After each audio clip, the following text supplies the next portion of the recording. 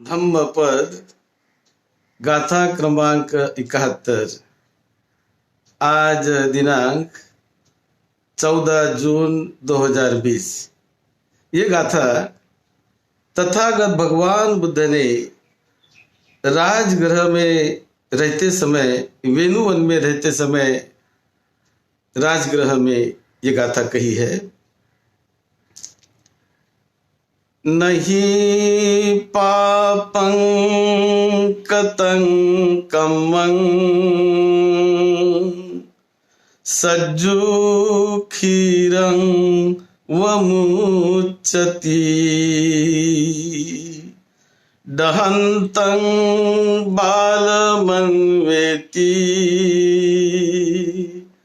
भस्मच्छन्नो वपावको।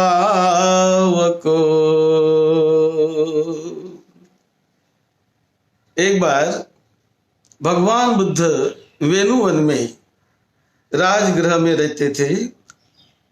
तब महामोगल्लान 1000 जटिलों के साथ आयुष्मान लक्षण स्थवीर और महामोगल्लान ये दोनों गृद्धकूट पर्वत से नीचे उतर रहे थे। और नीचे उतरते समय महामोगल्लान ने एक अही प्रेत जैसे एक जीव को उन्होंने देखा और देखते ही वो मुस्कुराए। वो मुस्कुराए तब लक्षण स्थवीर ने पूछा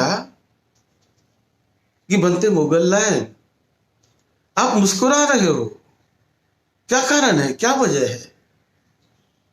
तो मोगल्लान ने बताया कि अभी नहीं, मैं बुद्ध के सामने आपको बताऊंगा। ऐसा कह के उस बात को टाल दिया। और फिर वो दोनों गए राजगृह में, भिक्षाटन किया, दोपहर का भोजन हुआ। और भोजन के बाद बुद्ध के पास वो चले गए, दोनों भिक्षु भी थे। फिर वही प्रश्न उन्होंने बुद्ध के सामने पूछा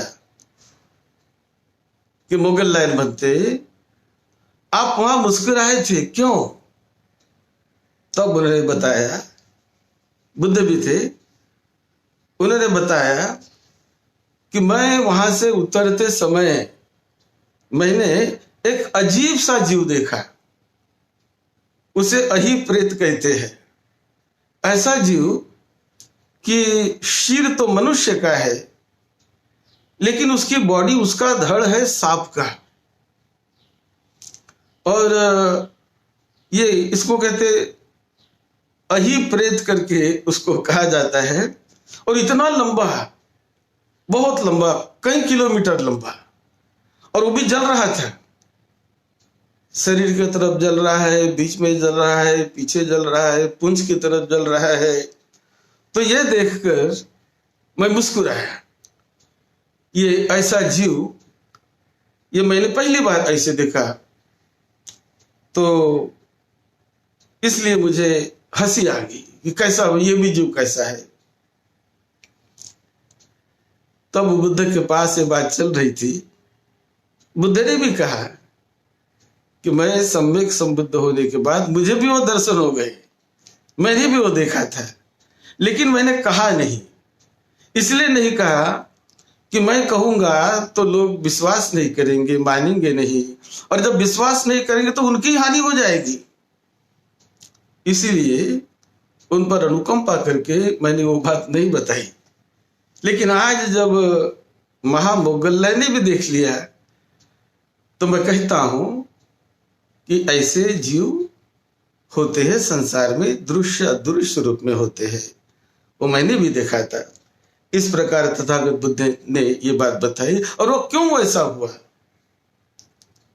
उसका एक उदाहरण भी उन्होंने दिया, कारण भी बताया कि क्योंकि बुद्ध जो थे वो भगवान बुद्ध किसी के भी पूर्व जन्मों को, हजारों लाखों करोड़ों करोड़ों जन्मों को जानते थे। किसी के भी, दूसरे के भी जन्मों को जानते थे, पशु पंछी के जन्मों को जानते थे, आदमी के जन्म को जानते थे, देवी देवता के जन्म को जानते थे।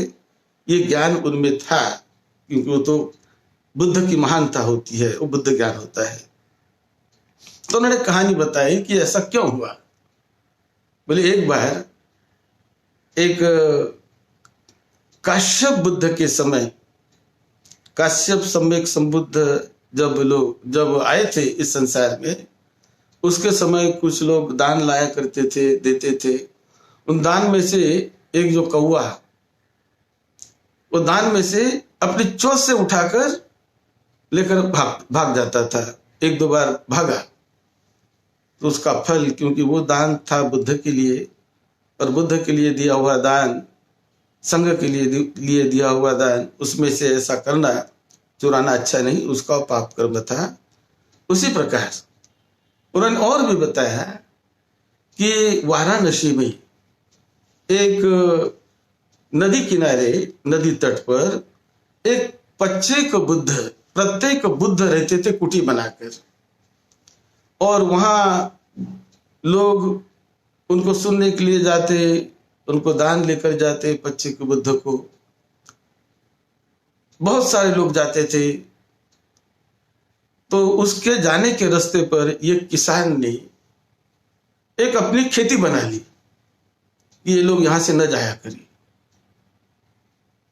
वो खेती बना ली, लेकिन खेती करने के बाद भी लोग आते जाते रहे। अब उनके फसल में से लोग जाते थे, तो उनको ऐसा लगा कि अरे मेरी फसल ये लोग खराब कर रहे हैं। तो उसने वो जब एक दिन प्रत्येक बुद्ध जब बाहर गए थे, तो उन्होंने देखा कि ये कुटी की वजह से लोग आते हैं, तो ऐसा अच्छा हो कि इनकी कुटी को उद्ध्वस्त किया जाए। इसलिए उस किसान ने, जब बुद्ध वहां नहीं थे, तो गए और जाकर जो भी उसका सामान था कुटी में, वो सामान सब तोड़ फोड़ दिया और कुटी को आग लगा दी, जला दिया कुटी को। अब जब कुटी को जला दिया तो प्रत्येक बुद्ध आए, देखा अरे कुटी तो जल गई। तो प्रत्येक बुद्ध निकल गए दूसरी जगह पर, चलो यहां नहीं, दूसरी जगह निकल गए। लेकिन गांव के लोग, जिन्होंने उस किसान को बहुत धमकाया, मारा पीटा भी, कि तुमने प्रत्येक बुद्ध के कुटी को नष्ट किया, एक तो लोगों के जाने आने के जगह पर तुमने अपना खेत बनाया, ये गलती तुम्हारी ही थी, ऐसा करके लोगों ने धमकाया, मारा पीटा भी उसको। लेकिन जब वो किसान मृत्यु के बाद उन्होंने जब कुटी जलाई और प्रत्येक बुद्ध की कुटी जलाना ये बड़ा पाप होता है, उसके परिणाम स्वरूप वो इस प्रकार से ऐसे दुर्गति में वो दुख झेलते हुए वो पैदा हुआ और दुख झेल रहा है, क्योंकि बुद्धों की कुटी को जलाना ये बड़ा पाप होता है।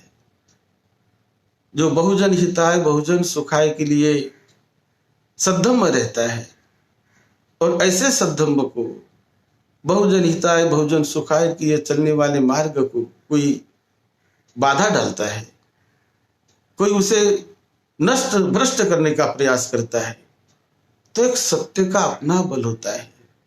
सद्धम्म की अपनी शक्ति होती है, सद्धम्म अपने ही अपने आप रक्षा करने लग जाते हैं।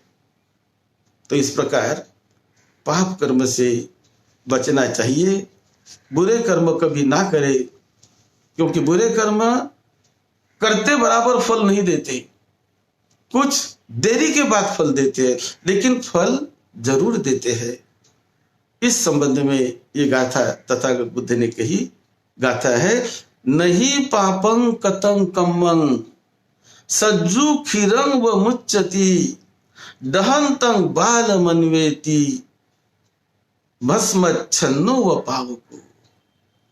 पाप कर्म से बुद्धिमान आदमी ने बचे रहना चाहिए, बुरे कर्म से बचे रहना चाहिए, क्योंकि बुरा कर्म उस समय अच्छा लगता है, फल उस समय नहीं देता, लेकिन कुछ समय के बाद वो फल जरूर देता है, जरूर देता है, क्योंकि कर्म सिद्धांत है। तो जिस प्रकार गौ का दूध हम लेते हैं, तो गौ के स्तन से दूध निकालते समय वो एकदम दही नहीं बनता, वो गर्म रहता है, दही नहीं बनता है। कुछ समय के बाद दही बनता है, उसमें जब दही बनने की प्रक्रिया की जाती है तब बनता है, एकदम निकालते बराबर नहीं बनता है। उसी प्रकार पाप कर्म भी एकदम फल नहीं देता, फल देता है कुछ समय के बाद फल देता है। जिस प्रकार अंगार ढकी हुई अंगार भस्म से, राख से अंगार ढकी हुई हो तो पता नहीं चलता कि यहां पर अंगार है, वो ढकी हुई है। लेकिन जब राख बाहर निकल जाती है तो वहां तो जलती अंगार है। वो अंगार किसी को लग जाए तो माथे तक उसको मतलब क्षति पहुंचती है, वो जल जा सकता है।